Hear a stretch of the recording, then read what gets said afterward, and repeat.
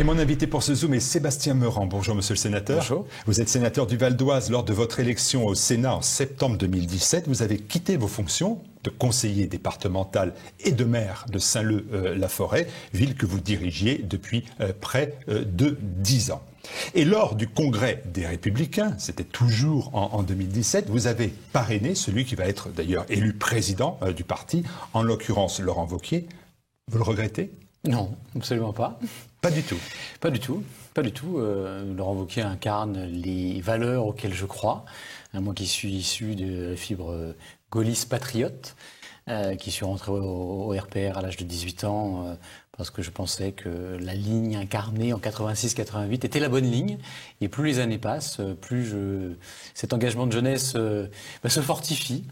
Et là maintenant, j'espère que Laurent Wauquiez, qui lui, à contrario de ce qu'a fait souvent les élus de droite, part de la droite et se recentre jusqu'à basculer, je dirais, de l'autre côté de la ligne qui me correspond. Lui, il vient plutôt du centre. Et au fur et à mesure qu'il construit son parcours politique, les idées qu'il incarne, notamment sur le fait de vouloir que la France reste la France, quelque chose qui me va parfaitement. Et il est président de région, et moi j'étais maire d'une collectivité dans laquelle je n'ai pas augmenté les impôts dans un contexte extrêmement difficile. Une ville que vous avez pris à la gauche. Que j'ai pris à la gauche, j'ai réussi à faire en sorte de ne pas donc augmenter la pression fiscale, de restructurer la ville, d'investir. Et c'est quand on est de droite, je crois qu'on doit absolument incarner une bonne gestion, une gestion saine, une gestion où on laisse les contribuables, entreprises ou particuliers libres du fruit de leur travail. Je considère que dans un pays où on prend plus de 50%, enfin 57% de la richesse est redistribuée, eh bien c'est 57% de la liberté qu'on retire aux ménages ou aux entreprises, d'où la faible croissance, pour moi, c'est immédiatement lié à ça. Et sur les aspects régaliens, et là où véritablement je me retrouve dans la ligne de Laurent Wauquiez, où il faut absolument que l'État se concentre sur ce qu'il doit faire, la sécurité extérieure, intérieure maintenant, l'école, l'instruction publique, je préférais l'instruction publique, la justice, et puis évidemment tout ce qui est lié à ce qui est essentiel, la diplomatie, et aussi je mettrais aussi, qui est gravement attaqué à mon sens actuellement, c'est la santé. La santé et notre système social qui est attaqué par un Macron qui incarne pour moi la ligne mondialiste, sans racines. Et moi, je suis un être enraciné. J'ai choisi de rester à Saint-Leu-la-Forêt, justement parce que je suis Saint-Leupien. Alors, à Saint-Leu-la-Forêt, mais au sénatorial. En 2017, c'est votre année. Je ne sais pas si vous aviez misé dessus, mais c'est votre année, puisque là, vous menez une liste dissidente. C'est toujours très compliqué quand on est un dissident de son propre parti, mais vous le faites avec succès. Et vous avez fait une liste dissidente, peut-être que je me trompe, parce que vous considériez que vos idées d'une droite gaulliste n'étaient pas assez bien représentées. Ces idées-là, vous nous les avez déjà esquissées. Est-ce que vous considérez qu'aujourd'hui, au moment où nous parlons, eh bien, elles sont représentées au sein de la direction des Républicains, ou mieux représentées ? Alors, je pense, oui, qu'elles sont mieux représentées. Auparavant, on avait... moi, j'avais choisi à la présidentielle et à la primaire de soutenir Nicolas Sarkozy, en partant du principe qu'il avait été un président qui avait traversé une crise majeure, une crise financière majeure, qu'il avait tenu le cap. Après, j'avais assez peu goûté l'ouverture à gauche, j'avais assez peu goûté le côté bling-bling, mais je dirais qu'il avait été capable d'être un chef d'État et avec la reconnaissance des erreurs et qu'il ne referait pas ces erreurs. Donc le parti avait été reconstruit, mais la primaire a été quelque chose d'assez incroyable. C'est pas du tout dans l'esprit du gaullisme de faire une primaire, c'est pas du tout dans l'esprit du gaullisme. Moi, dans ma commune, j'ai l'ancien maire qui avait travaillé avec Martine Aubry, qui est venu voter avec toute sa famille. Pour écarter, bien sûr, Nicolas Sarkozy, pour faire élire forcément Alain Juppé, qui était le chouchou des sondages. Et bon, Fillon s'est glissé. Donc là, les thèmes développés par Laurent Wauquiez me semblent effectivement coller à ce à quoi j'aspire et être mieux représenté maintenant, surtout sur une ligne plus identitaire, plus... Le mot ne vous fait pas peur, identitaire. Le mot beaucoup de fait vos pas peur, collègues sont inquiets de ce mot. L'identité, c'était un thème qui avait été développé donc, sur le mandat de Nicolas Sarkozy. Dans l'identité, c'est forcément une démocratie doit s'intéresser à son peuplement et à son identité. Qu'est-ce que c'est que être français? Qu'est-ce que c'est que la nation française? Je crois que c'est une âme, je crois que c'est une construction politique fragile. Je crois qu'aujourd'hui, et depuis maintenant une vingtaine d'années, on voit la France changer, on voit les communautés se cristalliser et se dériver en communautarisme. Et ça fait extrêmement peur à nos concitoyens. Et ils ont raison. Car moi, je vous disais, j'étais un être enraciné. Et on n'est pas né par hasard quelque part. On est né d'un père et d'une mère, ça me dit aussi autre chose, qui ont construit ce pays. Et cette ligne pour que la France reste la France, c'est effectivement quelque chose qui est absolument ancré. Alors, est-ce qu'à Saint-Leu-la-Forêt, parce que vous êtes resté conseiller municipal, on va distribuer le dernier tract des Républicains pour que la France reste la France? Et ça a été distribué. Ça a été distribué. C'est bien que ça soit distribué parce que je ne l'ai pas retrouvé sur le site des Républicains, il a déjà disparu. C'est bien dommage si c'est ça. Mais moi, maire de Saint-Leu-la-Forêt, ville d'histoire, puisque j'ai fait rentrer la ville dans les réseaux des villes impériales, puisque nous avons le premier roi de Hollande, le frère de Napoléon Ier, avec ses deux fils aînés, le dernier manquant étant devenu Napoléon III, enterré dans la crypte de Saint-Leu-la-Forêt. Et donc, nous avons fait changer le logo. Avec comme phrase en dessous de ce beau logo des Montmorency, une histoire, un avenir. Je crois que pour qu'un arbre puisse tenir debout à travers les tempêtes et la longue histoire, c'est ce qui est intéressant lorsqu'on fait de la politique, c'est qu'il faut avoir des racines, il faut savoir d'où on vient, il faut savoir où on veut aller. Donc une histoire, un avenir, c'est ce que j'ai œuvré dans ma commune, faire en sorte de retrouver cette richesse, que ce soit sur le plan patrimonial, historique, mais également sur le plan de quelque chose qui me tient aussi fondamentalement à cœur sur le plan des ressources naturelles. On a une forêt de Montmorency, on a de l'eau. La ville s'est appelée Clairefontaine à la Révolution. Donc vous voyez, une sorte d'écologie politique où on s'intéresse à l'homme dans son milieu et on tient à préserver ce qu'on doit garder, et notamment ces ressources en eau, puisqu'on a essayé de retravailler pour refaire jaillir l'eau dans la commune. Donc une histoire, un avenir sur la commune et également au sein du... La commune, c'est une petite patrie. La famille, c'est une petite patrie. Et la commune, c'est le lieu où on vit, c'est le lieu où s'exprime la démocratie, c'est le lieu de la cité par excellence. Et évidemment, la grande patrie, c'est le pays. Alors, une histoire et puis un avenir qui s'assombrit, c'est Virginie Calmels, c'est sans transition, qui était la numéro 2, jusqu'à peu de temps, votre parti. Elle s'était démarquée de la ligne politique de Laurent Wauquiez, que vous soutenez. Elle a été sanctionnée. Alors, Denis Tillinac, l'écrivain, digne représentant d'une droite gaulliste, écrit dans Valeurs Actuelles, elle a été débarquée illico, ce n'est que justice. Est-ce que vous en pensez autant? Alors, la ligne incarnée par Virginie Calmels, si c'est la ligne juppéiste, évidemment, il y a quand même une grosse différence avec celle qui était incarnée par Laurent Wauquiez, et par celle qui a triomphé au sein du mouvement des Républicains. Alors c'est peut-être la malédiction, en fait. Il y a une malédiction pour les champions du monde qui sont sortis. Il y a peut-être une malédiction des numéros 2 ou des porte-paroles. Je pense que Nicolas Sarkozy avait fait une erreur magistrale en nommant NKM porte-parole en 2012. Je pense que ça lui a coûté très cher. Et là, je pense que c'était, si les choses n'étaient pas claires tout de suite, une erreur de nommer Virginie Calmels si elle n'était pas prête, elle, à suivre la ligne qui avait été sanctionnée, choisie par les élections. Laurent Wauquiez a gagné avec plus de 75% des voix au sein d'une belle élection avec plus de 100 000 participants. Cette ligne avait été tranchée. Donc si cette ligne, quand on est dans une équipe, il y a un esprit d'équipe qui forcément est partagé. On discute de tout, bien sûr, au sein d'une équipe, mais quand la ligne est tranchée, on la suit. On n'avait tellement pas vu que Virginie Calmels était européiste et libérale qu'on avait considéré qu'elle pouvait être votre tête de liste aux européennes, en plus d'être le numéro 2 du parti. Soit elle cachait bien son jeu, François, vous me permettez de dire que c'est un peu n'importe quoi?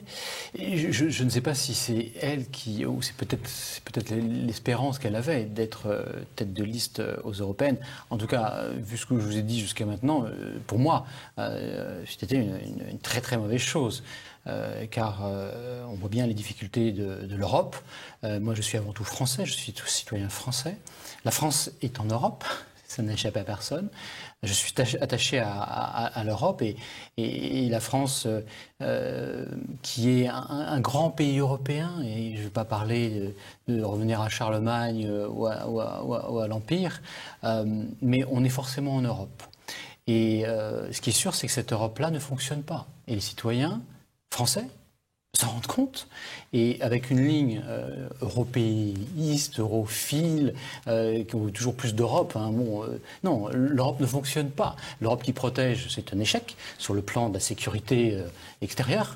On en est même à confier, ce qui est un pur scandale, ce qui est de l'essence même de l'État, la sécurité de nos frontières à la Turquie, à Erdogan, qui se permet des propos mais absolument incroyable sur notre modèle qui est d'assimilation, qui compare à un crime contre l'humanité, qui traite la chancelière allemande de tous les noms.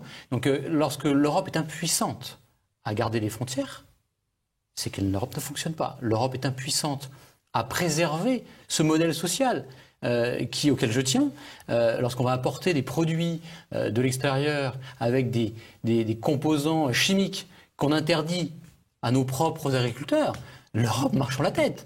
Je passe les déclarations, les marchés vont apprendre à voter aux Italiens. Sommes-nous encore en démocratie? Non, l'Europe c'est devenu une oligarchie. Et cette oligarchie-là, je n'en veux pas. Donc, on va parler de l'Europe. On va parler de l'Europe. Je termine sur Virginie Calmels et après, je vous promets, je parlerai de l'Europe. Mais est-ce qu'en contrario, on ne peut pas quand même se dire qu'on ne saisit pas pourquoi un parti comme le vôtre, qui a toujours vécu en faisant cohabiter des personnalités très différentes finalement, des points de vue aussi différents, qui a réussi à faire cohabiter un Nicolas Sarkozy avec un Alain Juppé, soit incapable dorénavant de faire cohabiter simplement Laurent Wauquiez et Virginie Calmels? Alors, au sein du mouvement LR actuellement, il y a encore des lignes un peu différentes. Jean Leonetti ne vient pas de la famille gaulliste. Il y a quand même des différentes. Et heureusement, on n'est pas d'accord sur tout et sur tous les sujets. Mais l'important, c'est qu'on puisse discuter de tout et qu'on puisse arrêter un projet politique pour le pays et avec une seule idée. C'est le bien commun et l'intérêt du pays sur le long terme et pas pour les prochaines élections. C'est un parti politique, il meurt à partir du moment où ça devient le syndicat des places. On va essayer de se positionner sur une ligne politique qui est sa ligne politique, mais qui n'est pas la ligne politique de la majorité du mouvement. Et lorsque on essaye de se servir d'un mouvement politique pour des fins personnelles, je pense qu'on va à l'échec dans la durée. Ça peut marcher pour certains, mais dans la durée, je n'y crois pas. Donc les LR aujourd'hui doivent, à mon avis, avoir des fondations sur lesquelles on ne peut pas négocier. Et après, évidemment, surtout, on discute. La démocratie, c'est le débat, c'est participer, c'est réfléchir, c'est frotter sa cervelle contre celle d'autrui. C'est pas d'aujourd'hui. Moi, je crois à ça.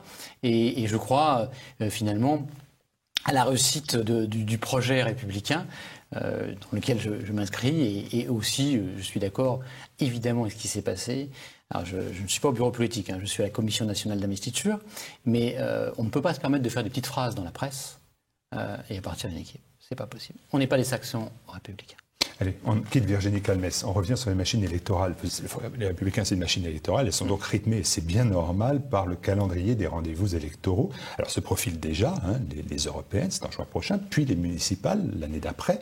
Pour les européennes, tout d'abord, vous l'avez dit, vous avez déjà évoqué un peu les fondations, ce que doit être la stratégie des Républicains. Laurent Wauquiez évoque une ligne europrotectrice face à l'euro-béatitude de Macron et à l'euroscepticisme de Marine Le Pen. Qu'est-ce que vous entendez par europrotection?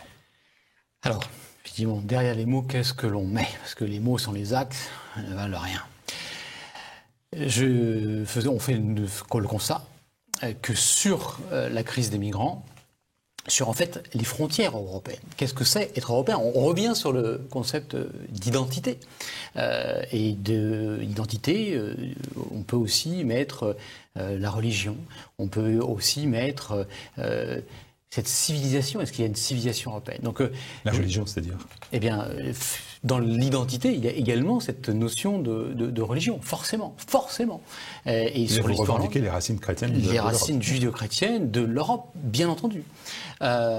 Donc, les frontières, on disait que l'Europe est incapable de protéger les frontières, de protéger les pays, puisque une fois l'espace on est rentré dans l'espace, évidemment, avec tout ce qui est les phénomènes de dupliné, on peut, quand Mme Merkel décide d'accueillir 1 million de migrants sans poser la question à ses voisins, ça regarde tout le monde.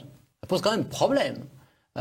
Puisque ceux qui sont rentrés en Allemagne en 2015 ont pu venir en France bénéficier évidemment de toutes les aides. Et l'Allemagne a pu expulser en France des personnes qui étaient refusées en Allemagne, parce que en Allemagne il y a 3% de chômeurs et ils étaient intéressés par les médecins syriens, par les ingénieurs syriens. Ceux qui étaient refusés, ils pouvaient être refusés en France. Donc la question des frontières et de la sécurité. On a vu ce que ça a produit. Je cite une phrase que je répète souvent, qui est dramatique, qui est tragique plutôt.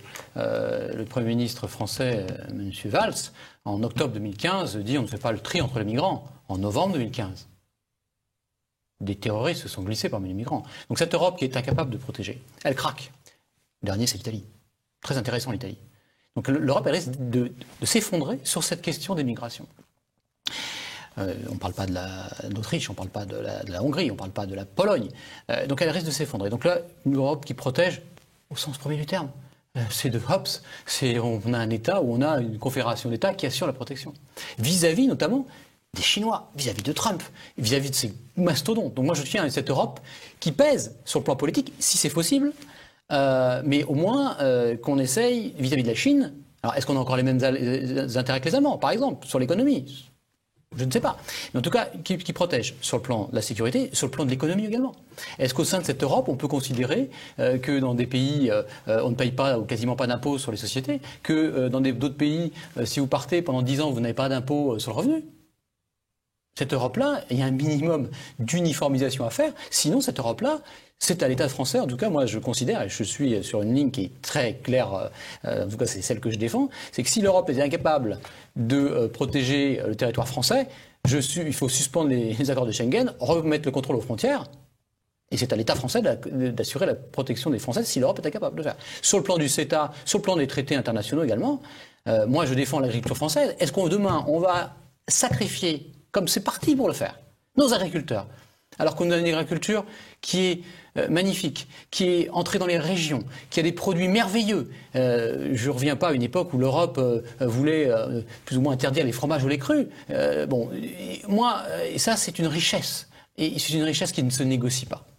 Et vis-à-vis de l'Europe, si l'Europe veut importer, nous imposer des produits venant du Canada, alors avec qui sont produits avec des pesticides interdits en France, je dis non. C'est une folie. Et les peuples vont voter contre. Donc moi, je suis à la ligne euro-réaliste. C'est une ligne qui est plutôt confédérale. C'est une ligne où on se met d'accord sur des projets. C'est grosso modo, c'est cette Europe qui a fait Ariane, cette Europe qui a fait Airbus, cette Europe des découvertes. Ça, c'était une ligne, on n'avait pas besoin de cette super classe, de cette super oligarchie européenne. Moi, je suis pour la raison de la Constitution, je suis pour envoyer les parlementaires nationaux au Parlement européen. Quelque chose, parce que l'Europe, on fait ensemble ce qu'on fait mieux ensemble que tout seul. C'est le principe de subsidiarité. Et je suis attaché à ça également sur le plan local. Mais on fait tout seul ce qu'on est mieux à même de faire tout seul. Ouais. Donc c'est cette ligne, il faudrait en discuter pendant J'écoute ce que vous me dites et je me dis à ce moment-là que ce discours-là, je peux l'entendre. On reçoit ici Jean-Frédéric Poisson, j'entends les mêmes termes. On reçoit Nicolas Dupont-Aignan, j'entends les mêmes termes. On reçoit même peut-être des députés du Rassemblement national. J'entends une partie des mêmes thèmes. Et est-ce que je me dis à ce moment-là que de l'appel d'Angers à l'opération Les Amoureux de la France, il y a des appels à la droite, à l'union de la droite, à l'unité de la droite qui se multiplient. J'entends Nicolas Dhuicq, j'entends Thierry Mariani, j'en entends beaucoup d'autres. Qu'est-ce que vous en pensez? Vous pensez que ça n'est pas possible? Alors moi je pense que sur les idées, eh bien là c'est la matrice de cette droite gaulo, bonapartiste, légitimiste, et sur les idées, sur les idées, si on est d'accord, eh bien, il faut faire les choses ensemble. Après, les appareils de parti, le Front National veut détruire les Républicains. Et je ne vois pas comment faire une alliance. Et là, c'est là où, évidemment,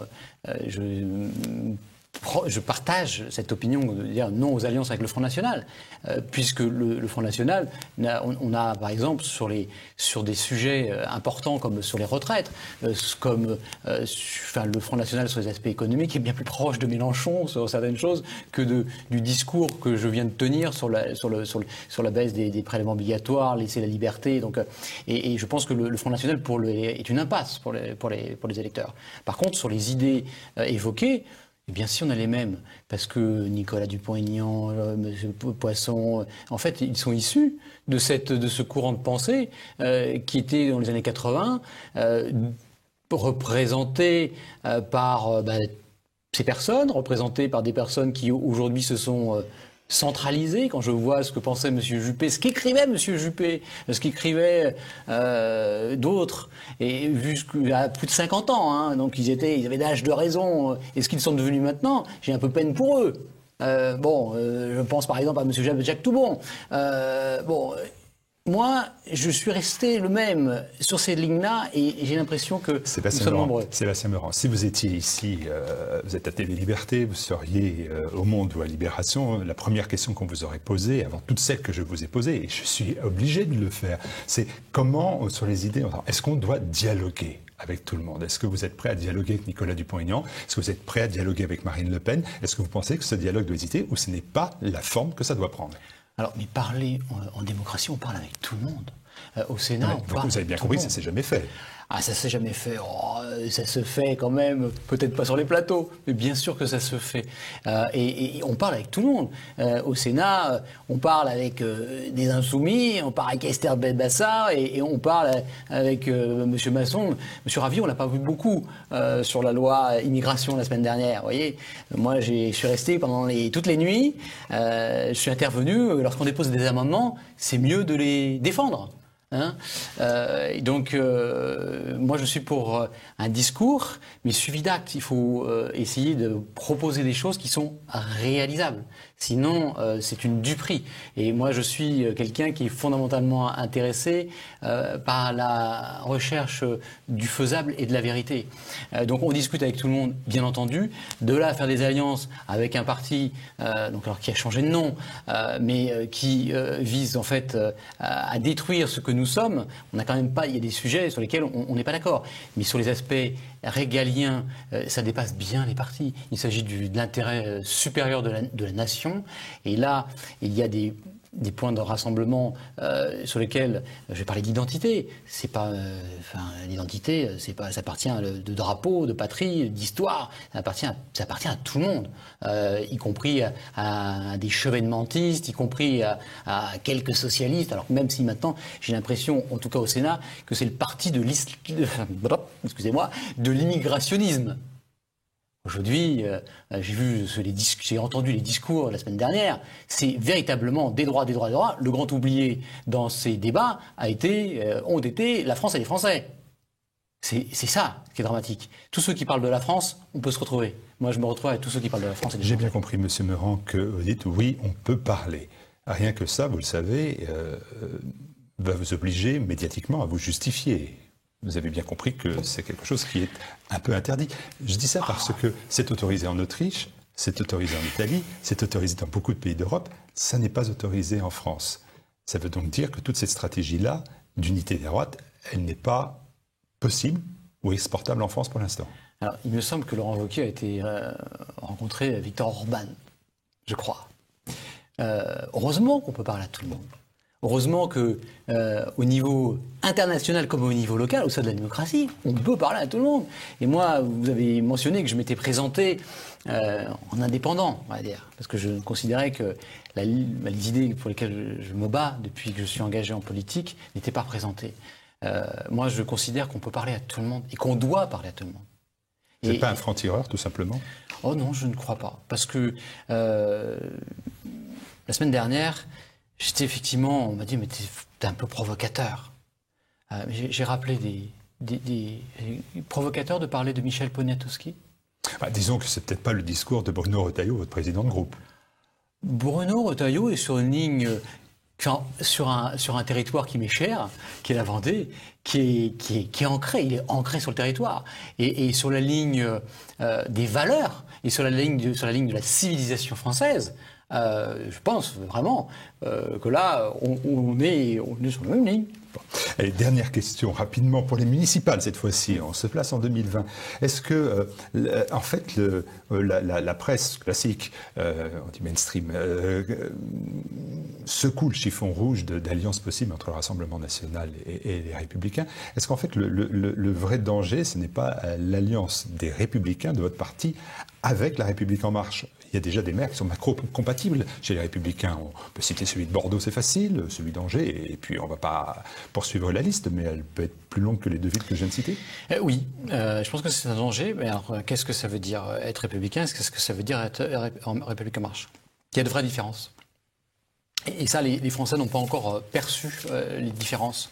Et ça, alors moi, je ne prône pas l'alliance avec le Front National ou au Rassemblement Marine. C'est parfaitement clair. Voilà, c'est clair. Mais avec en Marche, il y a de vraies différences. Lorsqu'on voit le président de la République porter atteinte à ce qui s'est passé à l'Élysée, là, pour la fête de la musique, lorsqu'on voit le président de la République se permettre d'insulter les Bretons, là, les gens du Nord, qu'il n'y a pas de culture française, se permettre qui devrait choquer profondément tous ceux qui sont attachés à la dignité humaine. Lorsqu'il dit des gens qui ne sont rien. Moi, c'est des choses qui me heurtent profondément. Et je pense que la presse mainstream passe sur tous ces dérapages, mais qui commencent à la liste est de plus en plus longue. Et là, des gens comme le maire d'Angers, des gens comme... On ne devrait pas être sur cette ligne-là. Enfin, des gens qui ne sont rien, personne n'a pu dire ça. Quand on se rattache à une ligne humaniste, etc. Et sur le plan de la gestion, ça fait plus d'1 an qu'ils sont là. Les dépenses publiques ont augmenté plus que depuis 2007, qui était une période de croissance avant crise. Donc on est sur une vaste illusion. Macron fait des réformes. C'est ce que j'entends, moi, par des gens qui travaillent, qui gagnent pas mal leur vie. Je dirais les libéraux aisés, ceux qui sont... j'ai l'impression que ça y a des choses qui se font. Et on nous reproche de pas rien. Il n'a pas reculé sur la SNCF, vous avez reculé. Moi, je n'ai pas reculé. Moi, je me suis abstenu. Votre mouvement. Qu'est-ce que ça va changer? Historiquement, votre mouvement, c'était... Juppé, oui, qu'est-ce que ça va changer? C'était bien votre Qu'est-ce que ça président. va changer, cette réforme? Est-ce que ça va être mieux demain? Et là, je vous dis non. Et en fait, on est dans le symbole. Macron n'a pas reculé, c'est le symbole, c'est ce qu'on venait de dire. C'est exact. Sauf que, est-ce que ça ira mieux demain? Non. Voilà. Et tout est comme ça. On fait des réformes, on annonce qu'on fait des réformes. Dépenses publiques, plus de dépenses. On est passé dans le Danemark. Ça, c'est le résultat. Réforme de structure, le millefeuille, rien. On attend toujours la vision de M. Macron, le président, sur la métropole, sur les grosses agglos qui ne fonctionnent pas, sur tout ça. Après, sur l'aspect des retraites, une catastrophe.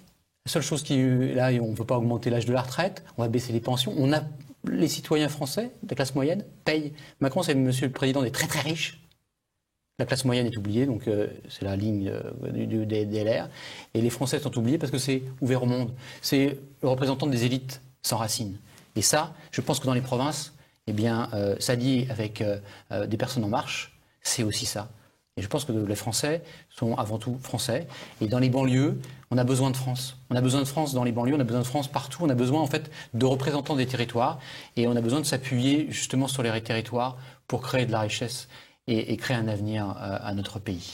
Je voulais vraiment vous remercier de votre venue. Ma dernière question n'est pas aimable, mais néanmoins, puisque vous m'avez parlé de vraies différences, là aussi on a le sentiment que le Sénat, ou la droite, où vous êtes majoritaire, elle est totalement silencieuse. Ça devait être un contre-pouvoir à Emmanuel Macron, comme ça a pu l'être un peu à François Hollande. C'est une vaste chambre d'enregistrement. Oh, je ne dirais pas ça. Pas on vaste, se bat. C'est pas très vaste, effectivement, c'est beau. D'accord, non mais nous prenons les textes et nous les améliorons. Là, mais après, vous savez comment ça se passe en commission mixte paritaire. Là, on va voir ce que va donner la loi sur l'asile et l'immigration. En fait, cette loi ne changera rien. Pire, même, elle élargit pour les mineurs isolés. Enfin bon, je ne rentre pas dans le détail. Mais on se bat. Alors après, s'il est vrai que certains, et on n'a pas la majorité absolue, le groupe LR n'a pas la majorité absolue, on a besoin des centristes, qui, pour certaines, bon, sur l'Europe, sur certains sujets, et même chez nous, au début, quand je suis arrivé en octobre, j'ai senti un flottement par rapport à un mouvement qui avait tout gagné, et certains se disaient effectivement, bon, comment ça va évoluer? Est-ce qu'il va vraiment faire les choses? Taxe d'habitation, réforme sur la Constitution, change de choses. Et là, je pense que ça va basculer dans le bon sens. Donc je suis confiant, car en essayant d'expliquer, de convaincre, de persuader s'il le faut, je crois que ça va évoluer dans le bon sens, en tout cas au Sénat, et notamment sous l'influence de notre président de groupe, Bruno Retailleau, qui, sur des sujets, vous savez, on parlait de religion, Force républicaine, le 26, j'ai le conseil municipal, donc je n'ai pas pu y aller, a mis à la réflexion cette question-là. Parce qu'aujourd'hui, évidemment, est-ce qu'on peut continuer à faire comme s'il n'y avait pas de problème avec les régions? Est-ce qu'on peut continuer à fermer les yeux lorsqu'on fait venir 300 imams de pays du Maghreb? Est-ce qu'on a la même vision de la civilisation, de la femme, de l'homme, de la place de la religion, de la laïcité? Donc, on parle avec tout le monde. On se pose toutes les questions parce que je crois que c'est les idées qui mènent le monde et on essaye de faire triompher les combats électoraux sur ces idées et pas sur celles des autres. Merci, monsieur le sénateur. Merci beaucoup.